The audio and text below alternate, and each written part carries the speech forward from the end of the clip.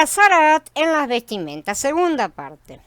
Pero si el sacerdote ve que la parte afectada, después de haberse lavado, se ha oscurecido, la cortará del vestido, del cuero, de la urdimbre o de la trama. Y si aparece de nuevo en el vestido, la urdimbre o trama, o en cualquier cosa de cuero, extendiéndose en ellos, quemarás al fuego el artículo afectado.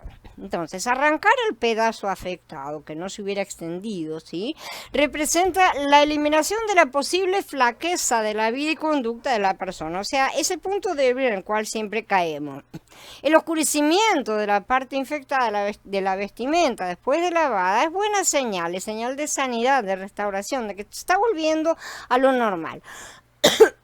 No obstante, la parte que se ha oscurecido debe ser de cualquier manera arrancada, ¿sí? Debe ser cortada el vestido. Esto indica que debemos eliminar mediante medidas exhaustivas, drásticas, ¿sí?, la flaqueza que sospechamos que hay en nosotros. Esa parte débil, esa parte que puede estar contaminada, hay que eliminarla. El Pasuk 57 habla del caso en que la infección se vuelve a extender en el vestido después de que ha sido arrancada la parte infectada. O sea, sacamos ese pedazo que está infectado, pero la infección de cualquier manera está en el vestido.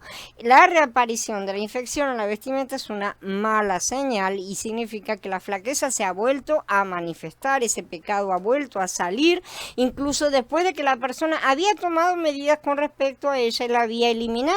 Si muchos hermanos y hermanas suben y bajan en sus problemas espirituales, cayendo y volviendo a caer en los mismos, se levantan, van otra vez y andan siempre a los tropezones, pero nosotros no estamos en la época del Tanaj. Este es un detalle, ¿sí? Cuando en esa época nuestro don todavía no había venido, ¿sí? Hoy tenemos su vida en nuestro interior y Él es nuestra fortaleza, de manera que los que suben y bajan en verdad están entrando y saliendo de su presencia de forma constante.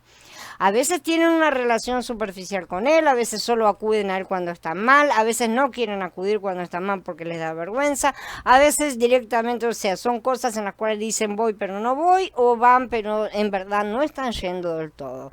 La verdad, todas estas cosas no pasan de excusas para evitar el arrepentimiento y la humillación. La carne siempre nos hace dar vueltas en esas cosas. Estas personas tienen caracteres tercos internos, pueden ser mansos, pueden ser violentos, pueden ser...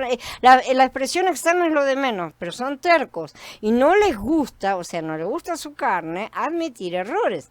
Viven contraargumentando todo, diciendo primero una cosa, después lo contrario, o simplemente dando media vuelta y desapareciendo. Sí, hay muchas formas de contraargumentar, ¿sí? Tratando de tener siempre la razón o demostrar que sí están conectados con el Padre, o una postura en la cual pretenden autoengañarse, por lo tanto necesitan para autoengañarse también engañar a los demás, ¿sí? Lo cual muchas veces no es verdad y muchas veces desde afuera se percibe claramente. Uno de los primeros frutos de la rebeldía es la negación del hecho de que han sido apartados y puestos fuera del campamento. Otro de los problemas es la comprensión de lo que significa justamente fuera del campamento. Para la mayoría eso equivale a una especie de expulsión del tipo infierno eterno, ¿sí? No pueden aceptar que puedan ser separados de la presencia del Padre ni siquiera por sus peores pecados. O sea que hasta que cometan, aun cuando cometan las peores cosas, de cualquier manera Él los tiene que amar, una cosa obligatoria prácticamente. En verdad deberíamos comprender mejor esto como una especie de excomunión, ¿sí? En lo que la palabra misma significa y no con su connotación católica, sin comunión. Eso es lo que significa excomunión, sin comunión. Cuando estamos en estado de Zarat, estamos bajo condena y debemos ser separados, puestos aparte de los demás de la congregación, pero también del Padre, quedamos separados. Y ese es el problema de estar sin comunión. Si estamos en rebelión, estamos automáticamente fuera del campamento. El tiempo que permanezcamos fuera de la comunión será determinado por nuestra propia rebeldía. Miriam, por ejemplo, estuvo fuera del campamento por una semana, el tiempo mínimo requerido, ¿sí? No seamos rebeldes para que nuestro periodo no se extienda eternamente como el de tantos, ¿no es cierto? Aprendamos a ver y distinguir la Zarat que nos afecta y que afecta también a tantos hermanos y ayudémonos. Sin embargo, si la plaga desaparece de la tela, tejido o hilo o de algún artículo de cuero que se haya lavado, lo lavarán otra vez y será limpio. El lavamiento de la vestimenta una segunda vez después de que la infección ha desaparecido ya al ser lavada significa que después de haber tomado medidas con respecto a la flaqueza una primera vez, uno debe tomar medidas más profundas una segunda vez para dar la purificación por terminado. Esto significa eliminar todo lo que haya podido aparecer en ese periodo de observación. Como vamos a ver, esto también sucede en la purificación del Metzorah, ¿sí? Pero esto lo vamos a ver en las próximas charlas. Esto también apunta a la segunda oportunidad de la semana de milenios y a los que son más débiles, recordando el hecho de que la mujer que daba a luz a la niña tenía un doble periodo de purificación, ¿no es cierto? 2 semanas en lugar de una. La mujer representa a los creyentes más débiles, que son siempre los más rebeldes. Un objeto cuya parte infectada había sido removida debía ser lavado, entonces sumergido en agua para poder usarlo nuevamente. Es interesante, nuevamente vemos que la idea de inmersión en el agua como el método de purificación de la impureza es presentada bien temprano aquí en Vayikra, aunque ya tenemos la mención inicial en el diluvio, ¿no es cierto? En varias ocasiones lo vemos, ¿no es cierto? Acá en estos primeros libros, ¿no?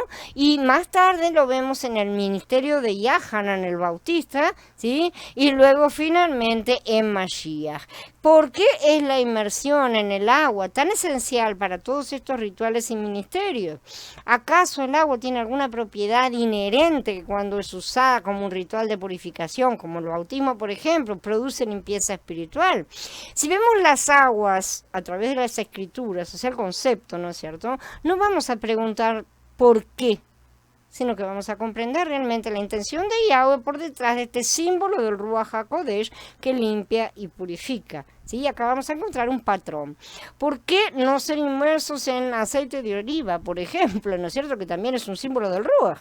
La respuesta de por qué la inmersión por agua era tan fundamental en el ministerio de Yahanan y de Yahshua es porque él mismo se encuentra dentro de los patrones espirituales y el modelo establecido oficialmente aquí en Vayikra. Aquí es presentado porque el agua es utilizada como medio de purificación, pero ya había precedentes acerca de lo que el Padre quiere decir. Entonces esas cosas que se repiten y que son cíclicas, esos cuadros que él muestra, son justamente lo que nuestro análisis debe buscar, nuestro análisis que sea analógico, no que sea un análisis lógico justamente.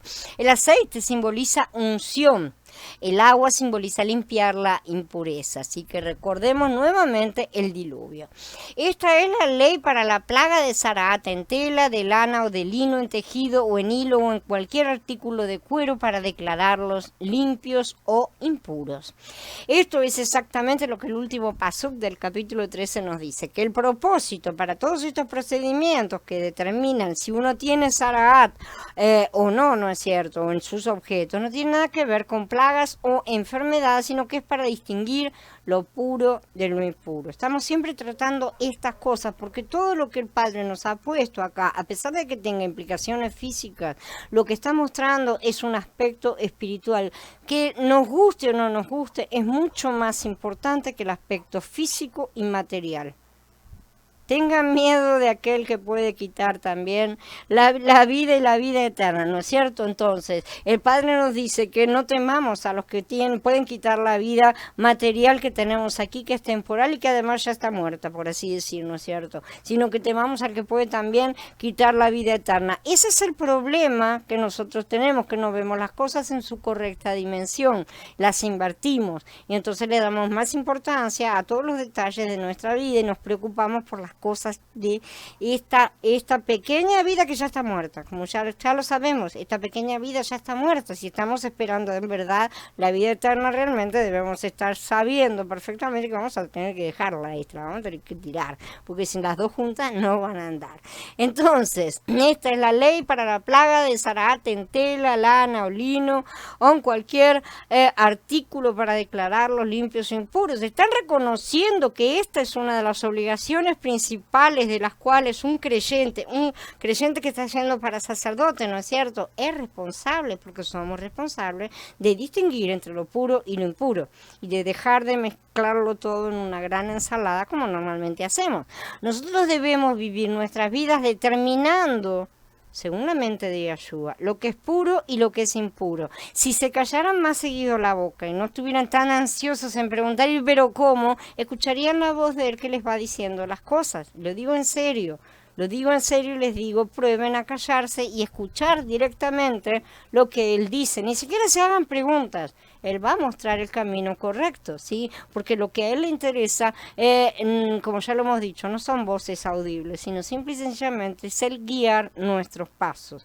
Entonces, nosotros debemos vivir nuestras vidas determinando lo que es puro y lo que es impuro, tanto lo interior como lo exterior, ¿sí? Porque al final resulta ser cíclico, como nos dice. Dado que somos lo que comemos y lo que nos contamina es lo que sale de adentro, entonces tenemos que cuidar lo que ingerimos para no contaminarnos al sacar nada, ¿sí? Esto por supuesto aplica al plano espiritual sobre todo, aunque también se ve en el plano físico. Si comemos basura vamos a tener un ataque de hígado.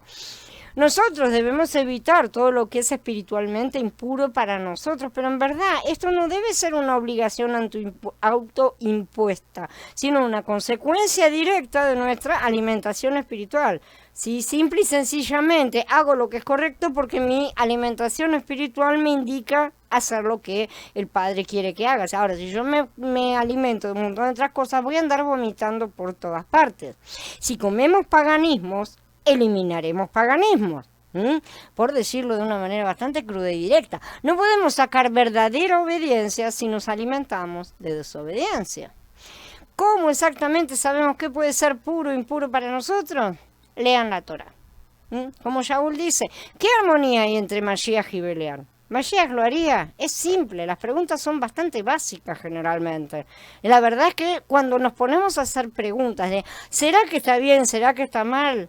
Somos muy hipócritas, porque sabemos en el fondo cuál es la respuesta, qué diría Mashiach o qué haría Mashiach en el 90% de las situaciones que planteamos, pero queremos escuchar la otra respuesta. Esa es nuestra carne engañosa. ¿Qué tienen en común el creyente y el no creyente? ¿Qué acuerdo puede haber entre el templo de Yahweh y los ídolos? Porque nosotros somos templos de Elohim vivo, como dijo Yahweh. Habitaré y andaré entre ellos en plural, ¿tá? Nosotros somos el templo, no cada uno. Yo seré su Elohim y ellos serán mi pueblo. Por eso salgan de en medio de ellos y apártense, dice Yahweh, no toquen lo inmundo. Yo los recibiré y seré un padre para ustedes y ustedes serán mis hijos y mis hijas, dice Yahweh, el omnipotente, gloria a él. Esto está en Corintios Bet en el capítulo 6. Los puntos que hemos abarcado en este mensaje nos muestran que debemos hacer 4 cosas. Arrepentirnos, confesar, tomar medidas con respecto a ciertos asuntos, lo que haya sido expuesto, y eliminar directamente esos asuntos. Si debemos llevar una vida creyente, santa, apropiada, normal, diariamente debemos arrepentirnos, confesar, tomar medidas y eliminar, poner el hacha en la raíz de lo que sea. Incluso no solo de las flaquezas que nos resultan evidentes, sino también de las que nos estamos sospechando que andan por ahí. Si eliminar todo absolutamente. O sea, tenemos que ser celosos en la limpieza de nuestro interior para que seamos realmente vasos de honra. Esto nos muestra que tomar medidas con respecto al pecado, la zará, la rebelión, incluye muchos detalles.